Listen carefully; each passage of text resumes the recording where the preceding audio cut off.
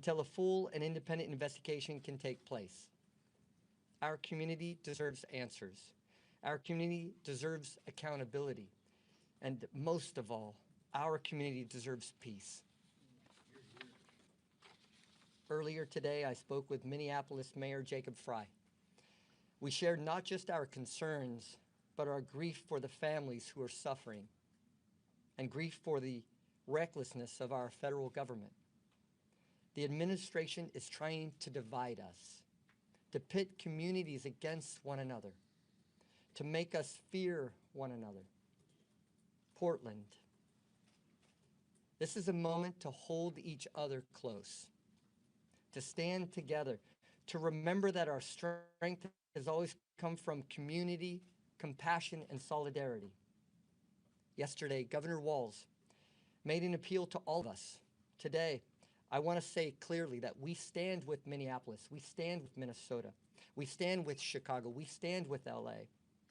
We stand with every community that is hurting in our nation, every family that is afraid, every person who feels unseen or unheard.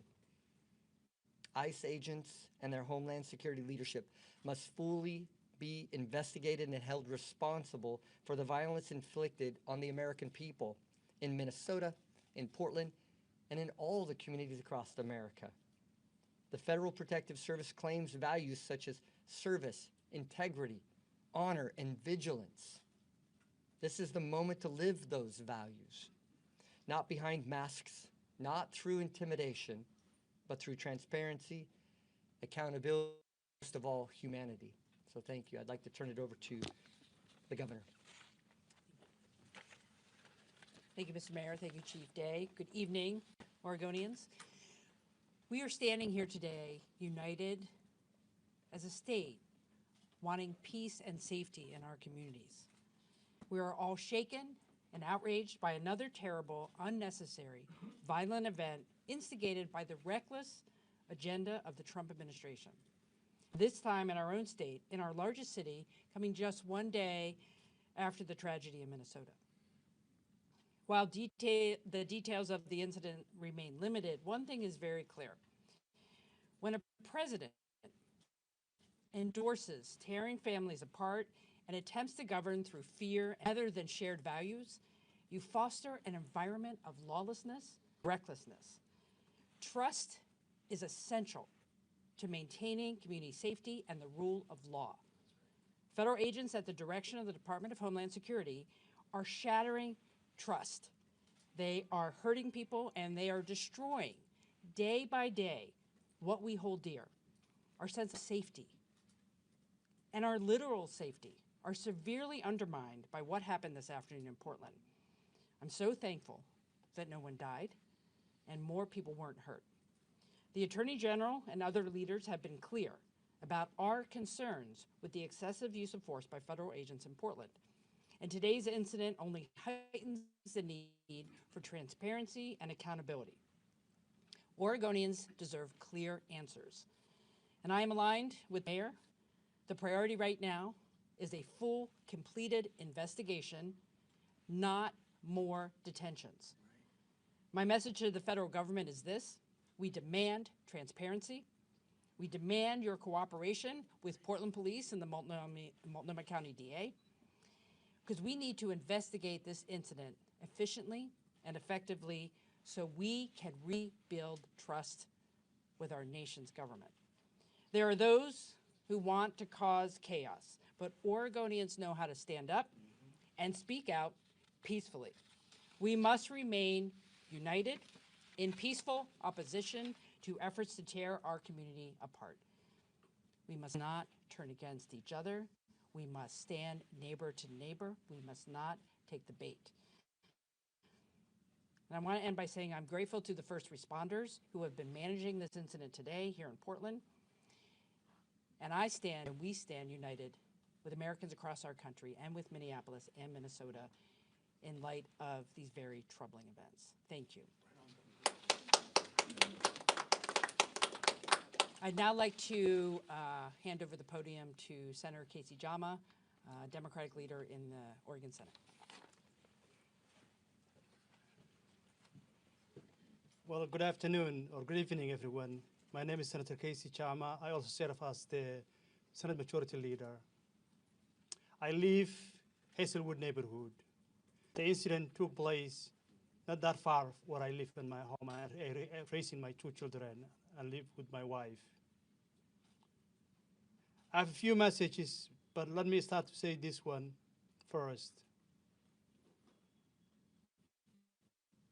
My prayer is to the families and those who are hurt, and I hope they will recover speedily.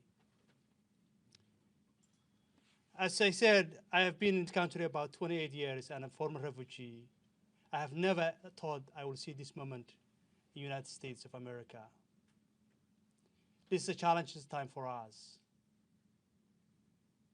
My colleagues and I are working together to ensure that we address this issue at the state legislative level. We want to do as best as we can to protect the Oregonians who are fearful, who are scared, who are facing persecution under federal law. So we're going to introduce quite a number of bills that will try to minimize the impact of ICE in our community. I'm outraged and angry and frustrated, as many Oregonians are. Let me speak to Oregonians. I share your frustration. And immigrant refugee community, let me talk directly to them. I share your fear. I share your challenges that we're all facing. And I know that the struggle is real. Let me say this to the Oregonians. Oregonians are welcoming. State of Oregon is welcoming state. We want to keep that way. We want to fight for that. We want to work hard for that. And we want to make sure that all Oregonians feel welcome.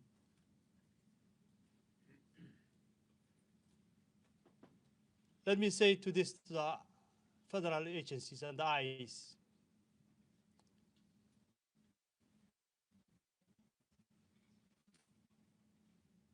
This is Oregon. We do not need you. You're not welcome. You need to get the hell out of our community. Now I want to turn to the podium to Multnomah County Chair Jessica Figa-Peterson.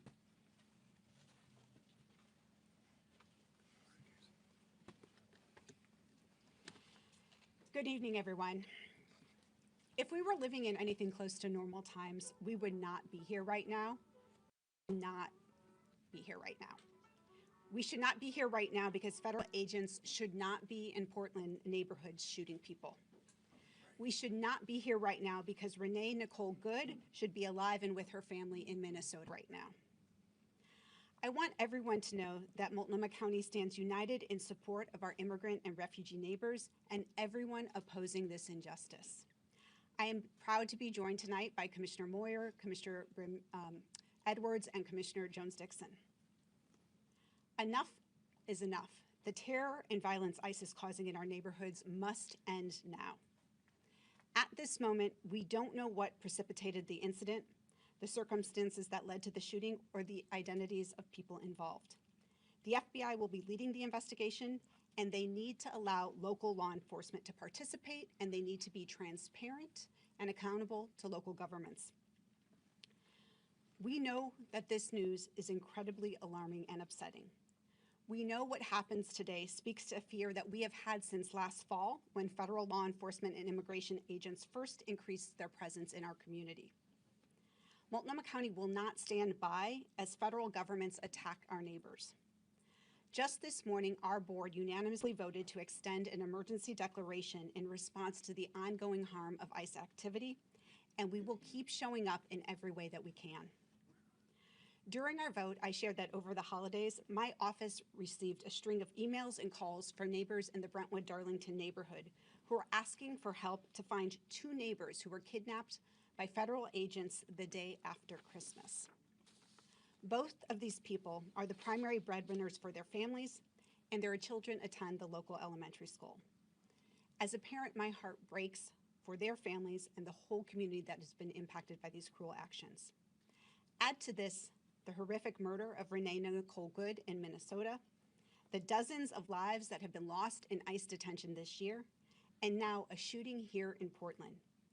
And we can only conclude that this federal activity is a threat to our entire community and is a threat that is growing every day.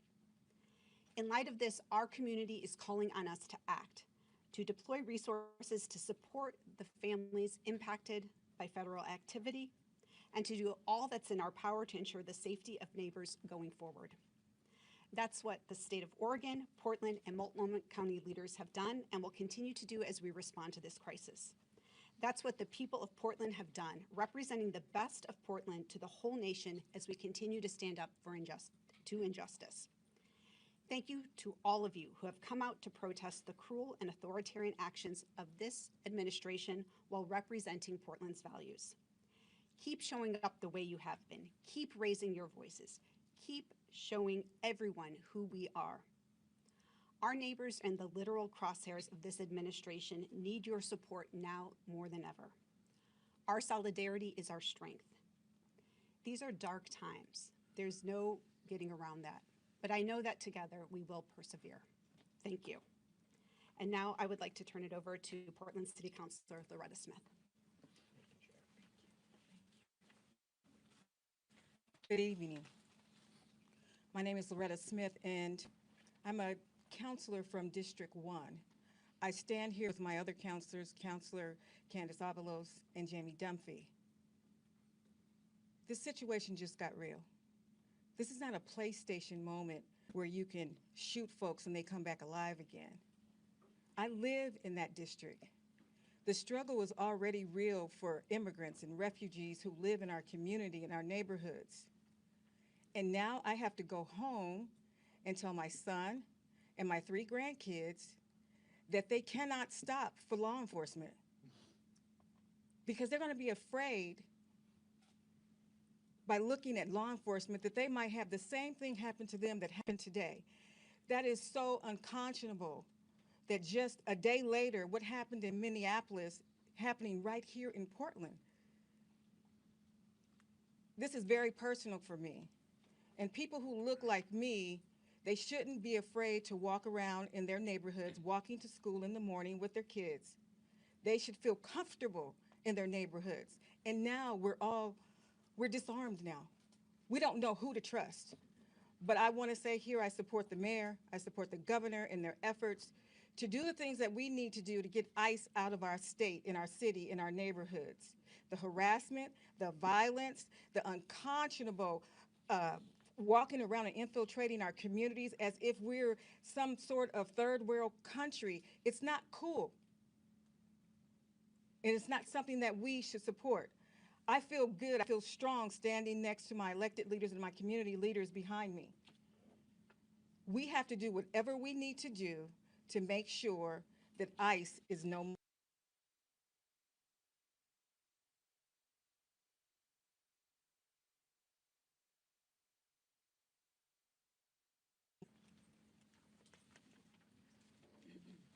I'd like to introduce Latino Network and Tony DeFalco.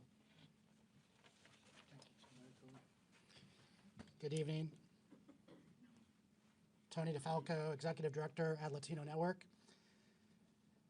We are hurting tonight in our community. We are tired of this violence in our community, and we're pissed off. Just last week, we buried one of our young people from gun violence, not less than a mile from this site at 148th and Burnside.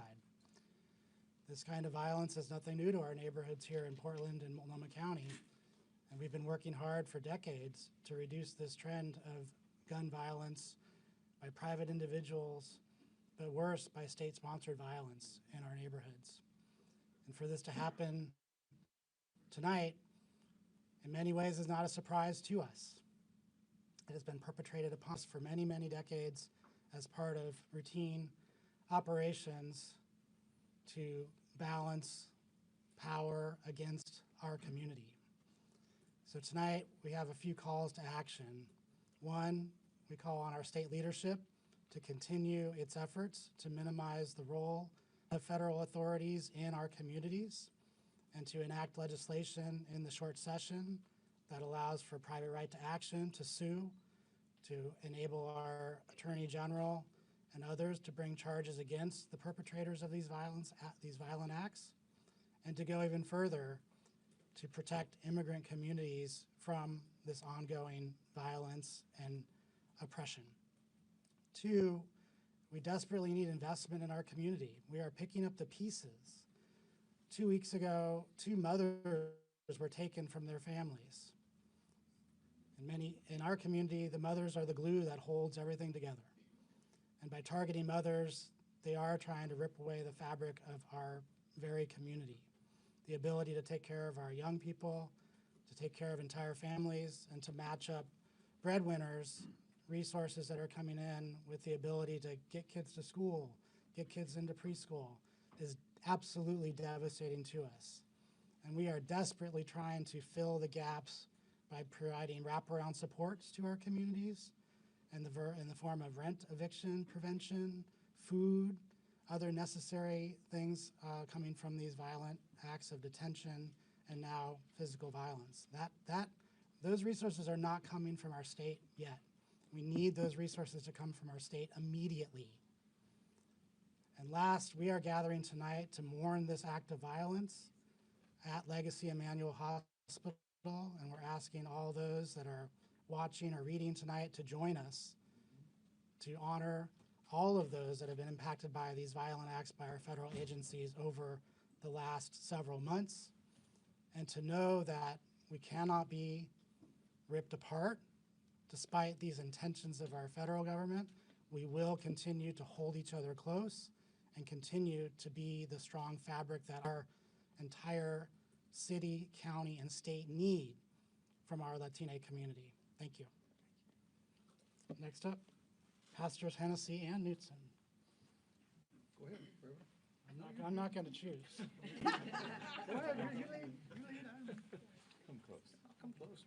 Take out. Good evening, everybody. My name is Reverend Dr. J.W. Matt Hennessy, the pastor of the historic Vancouver Avenue First Baptist Church here in Portland, and also the leader of the Interfaith Peace and Action Collaborative. My friends, I echo very comments that have already been made, and I want to be clear about that. The comments of recognizing that the reason why federal agents are here is because of a false narrative in the first place, when people were told that Portland was on fire, Portland was burning. Portland is a great city, and it's a city I've been a member of for the last 37 years, and I'm not going to let anybody try to make it any worse. One thing's for sure, we have our issues, just like every city does, but we are determined to work together to make sure that we resolve the problems or issues or challenges we have, and we do not need help from the federal agencies to do in more. If they want to do anything, they should go back and restore the grant money that was there that we used to build bridges with police and community. They ought to be thinking about how we restore money to bridges like the Burnside Bridge and things of that nature. That's what we need. But until then, we're not going to let anybody take our joy. We're not going to let anybody cause us to be afraid. And I want the immigrant community, and specifically, as Tony just spoke about the Latinx community, we are with you. As faith leaders, as members of the Black community, I want you to know you are our brothers and sisters, and nobody is going to stop us, and nobody is going to break the chain of our belief in working together. So we will work together. Those who came before us and the allies who worked with them, they had worse situations going on, but nothing stopped them. And I end on the fact that I still recall that one of my favorite verses of We Shall Overcome is the verse that says, we are not afraid. We are not afraid, and we will not be made to fear. We are going to rise above it, reach out to one another, and do everything that we can to work together, pray together, protest together, peacefully together, and remember, let's not take the bait.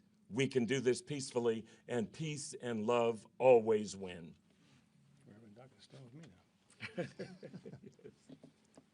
Thank you, Dr. Hennessy, and to the mayor and the governor, thanks for your leadership and all the elected leaders, Chief Day, and all our friends, Tony and the rest.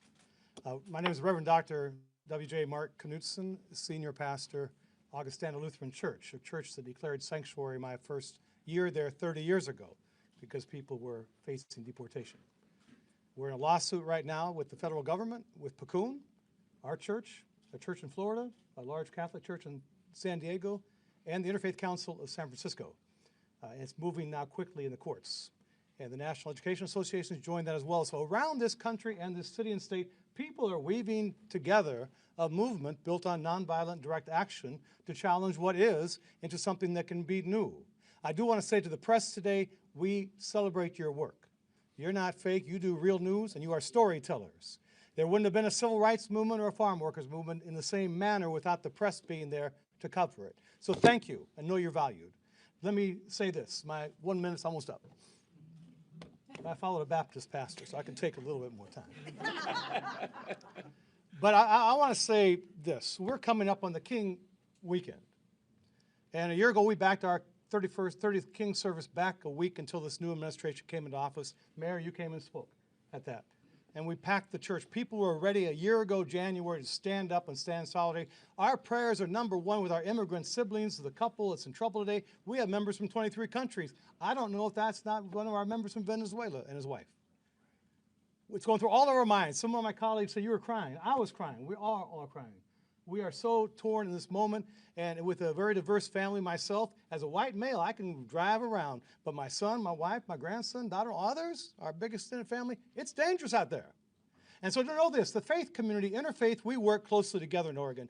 Our Native American spiritual leaders on whose land we stand, Jewish leaders, Muslim leaders, Hindu leaders, Sikh leaders, Christian leaders, other people of faith and people of just goodwill to say enough is enough. This cannot continue. It is inhuman. With King's celebration coming up in just a week, his last couple sermons at Ebenezer and then at the National Cathedral and then at Riverside Church in New York, he said the biggest purveyor of violence in the world in 1968, the week before he was murdered, is our own government. Those words 60 years later train truly because we have sisters and brothers who are us, our brown and black siblings, our LGBTQ members are afraid tonight, and we should all be standing in fear and holding together one another and saying to this man in the White House, now I know you're watching, I'll call you out, study your scripture. Don't be doing theological malpractice. Study your scriptures. What does the Lord require of you? But to do justice, love kindness, walk humbly with the Creator and with one another. And in that spirit, Oregon, you've shown we can do this nonviolently. Read the 6 principles of nonviolent direct action. Keep doing what you are doing in a peaceful way. We shall overcome. God bless all of you. God bless our elected leaders, our civic leaders. All of us together, we can do this. Thank you.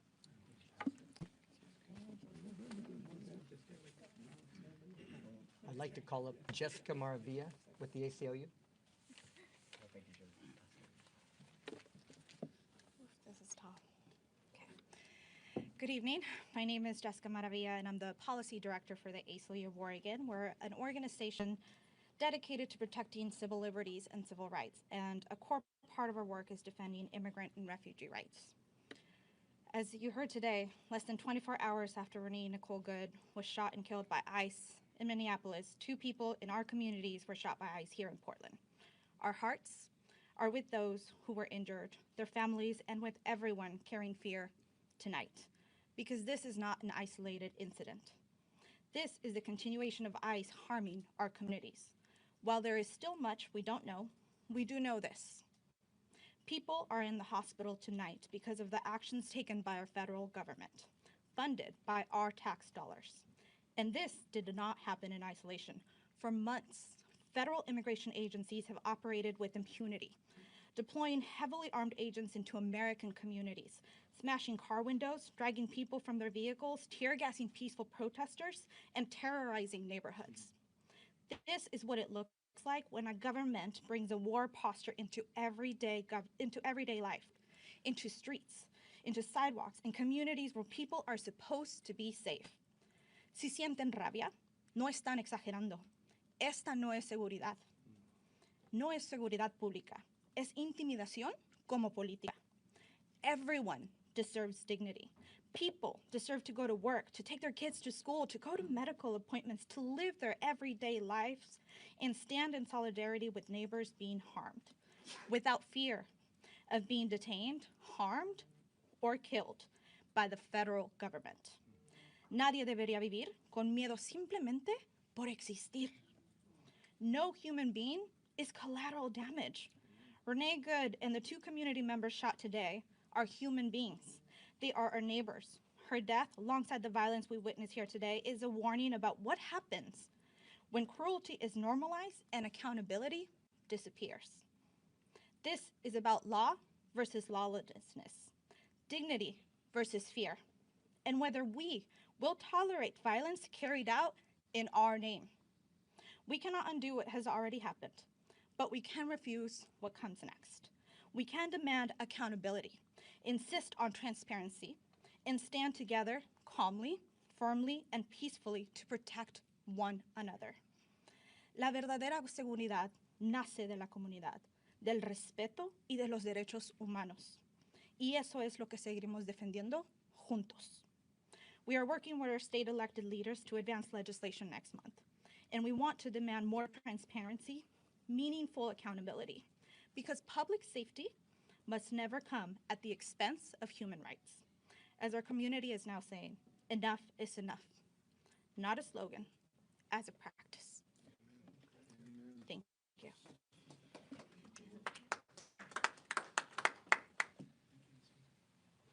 Buenas tardes, everyone. Mi nombre es Andrea Valderrama, el representante estatal del Distrito 47, Outer East Portland. Good evening, everyone. My name is Andrea Valderrama. I'm the state representative of House District 47, and I live in the Hazelwood neighborhood. I am horrified by the violence that we've heard about just down the street from my house where I was today. My heart goes out to those hurt today.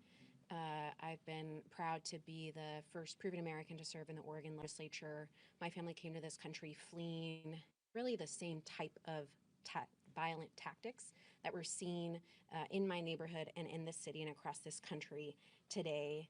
And so it was so difficult to have yet another conversation with my daughter today about the violence that we're seeing in our neighborhood, and to hear from her the support that her school is providing for children who are terrified of walking home, who are terrified of participating in their extracurricular activities, who are unable to just pay attention in their classrooms. I absolutely stand against separating families, against destabilizing our kiddos and our families in this moment.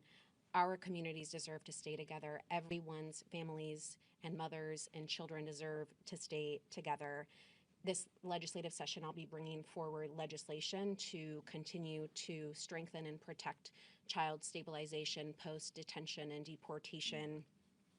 And I'll share updates as soon as possible on the situation in my neighborhood.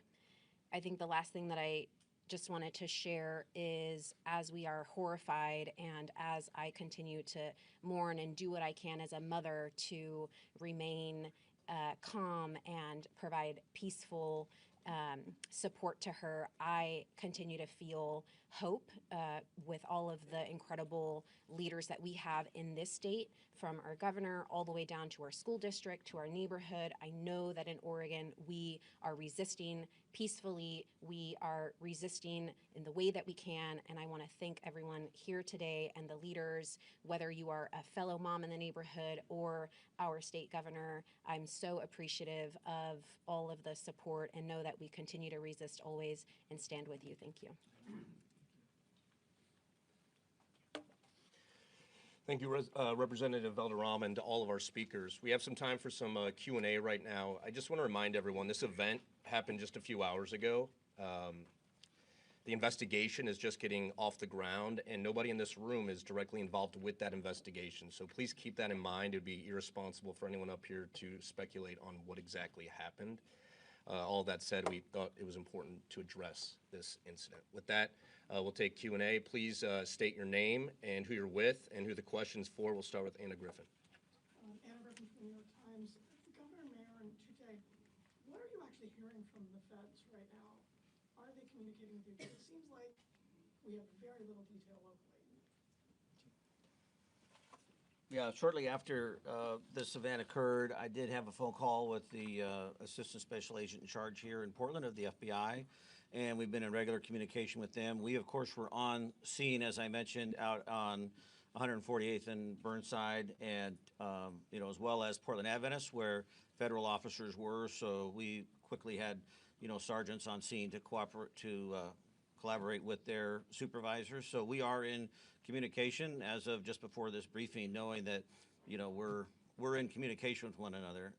But it is their primary responsibility, primarily the lead. And so, as Mike already commented, it's, really would be speculation much beyond the fact that we are talking to one another in terms of, responsibilities, who's doing what, et cetera. Are you hearing from DHS, Governor? No, I've not spoken with the federal government at all. I'm Chief Day Adrian Thomas with KPTV. DHS put out a statement this afternoon on this incident saying that one of the individuals was connected to a previous shooting in Portland. Is that true, and do you have any information on that? And what are the conditions of these two individuals right now?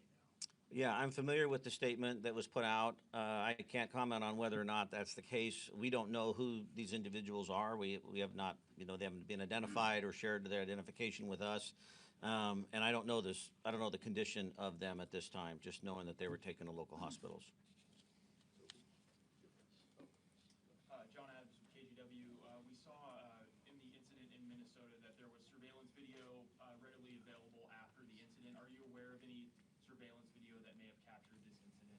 I'm not aware of any at this time, no. Have not seen any. Hi there, Chief. Shane Dixon Kavanaugh, reporter with the Oregonian.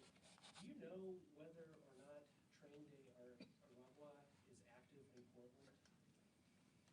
I don't have any information that would link that at this time, no. Yeah, Alex Winsky with OPB. Do you know the nationality of the folks who? No, I've heard a lot of different comments. I don't want to comment on that. I can't be specific. I've heard different references, and it might be confusing some of that information. So, no, I don't have that specifically. KXL in the Oregon Living News Network, Heather Roberts. Is this a normal course of action? Is this standard procedure to have the FBI lead a shooting investigation, a law enforcement involved shooting investigation inside the city limits? Yeah, on the federal side it is, yes. And I've been clear since we started down this road, in January of last year, that we've continued to keep open lines of communication with our federal partners, for, unfortunately, even moments like this. But on a local level, we value the ability to be able to pick up the phone, to call one another, to try and figure it out, understanding there's limitations, as we have tried to work through over the last year. And so we are present in a role that's supportive of trying to make sure that this is done equitably and accurately, safely, but they are the primary lead on it. Well, Jones with Point 6 News. My question is, federal statements suggest that this vehicle was allegedly weaponized against agents. Do your officers have any evidence to suggest that claim is true or to justify the use of deadly force? Okay, the question was whether or not there's been any evidence to support a statement that was made that the vehicle was weaponized in this event, correct? Is that the question? And we don't have any information on that. As I mentioned, we responded after the fact to both the shooting scene. Once we were at the shooting scene, the vehicle was already gone, because then 6 or 7 minutes later, we responded to where the victims had called 911. So we don't have any firsthand information. Excuse me?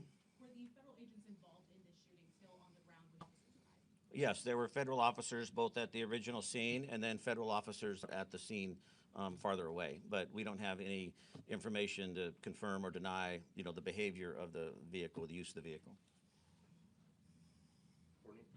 Yes, Courtney Vaughn with the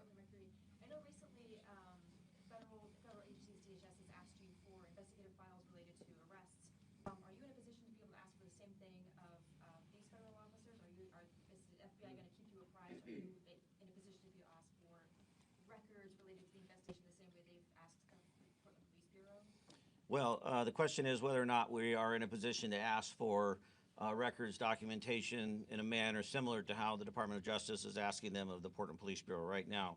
I think you're referencing our settlement agreement. So it's not quite an apples to apples comparison. There's, a couple of different things there that are nuanced. Certainly there is an opportunity for whether it be the city of Portland or the state of Oregon to make a request for that information. I mean, from a public record standpoint, whether or not that process will bear any fruit, I don't know. Different than the conversation we're having around the Department of Justice attempting to utilize settlement agreement to retrieve information that we believe they don't need to have access to. Do you expect the FBI to keep you apprised of the status of the investigation as it unfolds? Well, this is uncharted territory for us. I'm not exactly sure. Frankly, there's a lot of competing interests, as we know, in this area. I value, like I said, our local partnerships and the communication and transparency that we have shared. But there's also a lot of cooks in the kitchen here with a lot of strong opinions. And all I can say is, in the moment, we have had lines of communication. Whether that will change or not over the course of time, I don't know. Do you have a sense of how many federal officers were involved in the shooting and maybe how many shots were fired? No, I don't have the details of that right now. Anything else? Question. My name is Ernesto, Chief Executive of Hacienda CDC. Chief Day, what is your assessment regarding the national trend in terms of involving ICE, Border Patrol agents, and so on and so forth? They are always right. So what makes us believe that any investigation that they conduct will be accurate, just, and real? And what is the role of our authorities locally to unravel, to counter? If you're not involved at all, what makes us believe that they are already sacrificing and saying things online and in public outlets that these people were from Tendarawa, that they were from a prostitution ring, and so on and so forth? I mean, they already made the judgment. In Minnesota, you already saw this.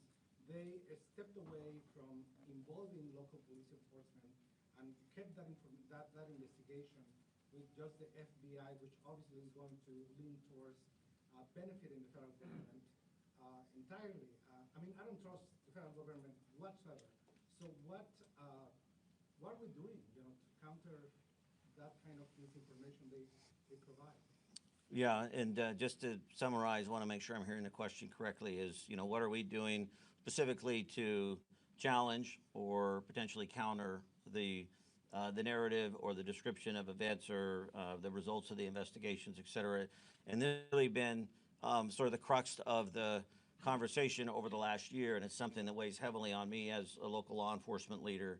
What is the position not only of, myself, but also the Portland Police Bureau in general? We are actively working with as many folks as we can, whether it be our city attorney, the attorney general's office, the governor's office, et cetera, the mayor. We are constantly evaluating what is our role. The challenge, I think, that many of us are facing, understandably so, is the want for certainty, the want for clarity, and what saddens me in this process is the tearing down of legitimacy around law enforcement, and something that we have worked so hard for in this community. I stood here just a moment ago thinking that this is really an example about how joy and sorrow can coexist at the same time, because this room represents something that's unique in terms of, as a police chief, in terms of the relationship for community. So I hear what you're saying, and to answer your question specifically, at any opportunity that we have that we're able to step in, much like we are doing tonight, we try to take advantage of that, and not take advantage of that in a bad way, take advantage of that in a sense that we want to be available to determine as much information as we can to try and bring legitimacy to the process. But there are, long-standing historical court decisions and authorities granted to the federal government that are certainly being tested over the last year in the area specific of policing. And we rely upon, the counsel of others, attorneys, and the rulings from judges. We saw this in the court case that we had with the National Guard. You had 3 Portland police commanders testify. We were the only ones who testified on behalf of the city of Portland, was 3 Portland police leaders over the course of 2 days, which the judge agreed with to prevent the National Guard from being deployed in Portland. And that was based upon the work we had been doing in terms of gathering information, staying true to the rule of law, being factual in our reporting. So the best that I can offer, and I know this is hollow and not enough, but the best that I can offer is that Portland Police Bureau will continue to adhere to the rule of law. We will continue to document. We will continue to be engaged. We will continue to be vigilant. We will continue to report behavior that is illegal or certainly outside the lines, but we are also going to continue to show up for all of Portlanders. We have time for one more. John Rudolph. You two, and then we got A brief question. Homeland Security put out a tweet on X a couple of hours ago alleging a whole array of facts about the shooting. Have you seen that? Yes, I have, but I have no information to verify the validity or accuracy of it. Last question. Natalie Fertig with Politico. My question is for the governor. I know you've spoken to the president in the past, sometimes when there's been situations sort of similar to this. Have you reached out to the White House? Are you trying to have a conversation with him about this? Well, this is a fast-moving situation just from this afternoon. I have not spoken to anyone in the administration, but I have been in contact with Governor Walz in Minnesota. And I just want to reiterate that we in Oregon are shocked and saddened by what happened in Minneapolis, and that Americans across the country, including governors, are standing together to say we need something to change from the federal government. There's always a moment that things can be better and different. Maybe this will be that moment where we actually have partnership with our federal government to understand the facts, get to the bottom of this, and stop the violence in our communities. And I know that governors around the country believe that. Thank you. Thanks, Mike. All right, thank you to all of our speakers. Thank you for being here again on such short notice. At this point, I do not anticipate another briefing or news conference this evening, but I know my team and the communications team for the city is engaged and will be throughout the coming hours and days, so be on the lookout for communication from our teams. With that, thank you for being here and have a safe evening. You guys want to?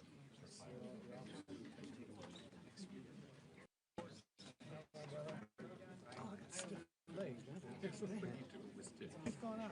How are you, sir? Hey, good to see you. I wanted to say that was at the People of Faith rally on New